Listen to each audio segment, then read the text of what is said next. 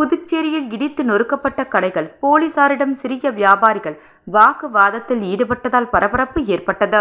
புதுச்சேரியில் விபத்து மற்றும் போக்குவரத்து நெரிசலை கட்டுப்படுத்தும் வகையில் நகர பகுதிகளில் சாலை ஓரமுள்ள ஆக்கிரமிப்புகள் அகற்றப்பட்டு வருகிறது.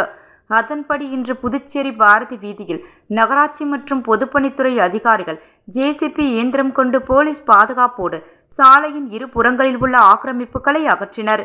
இதற்கு எதிர்ப்பு தெரிவித்த வியாபாரிகள் அதிகாரிகளுடன் வாக்குவாதத்தில் ஈடுபட்டனர். மேலும் ஆக்கிரமிப்புகள் அகற்றப்படும் என்று எந்தவித முன் அறிவிப்பும் இல்லாமல் அதிகாரிகள் மனம் போன போக்கில் ஆக்கிரமிப்பு அகற்றம் என்ற பெயரில் வியாபாரிகளுக்கு நஷ்டத்தை ஏற்படுத்துவதற்காகவும் அவர்கள் குற்றம் சாட்டினர்.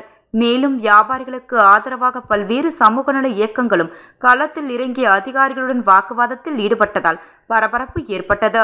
தொடர்ந்து வியாபாரிகள் அதிகாரிகளை கண்டித்து ஆர்ப்பாட்டத்திலும் ஈடுபட்டனர். இதனையடுத்து வியாபாரிகள் தானாக முன்வந்து ஆக்கிரமிப்புகளை அகற்றிக்கொள்ள வேண்டும் என்று வருகிற வெள்ளிக்கிழமை வரை கால அவகாசமும் அளிக்கப்பட்டுள்ளது.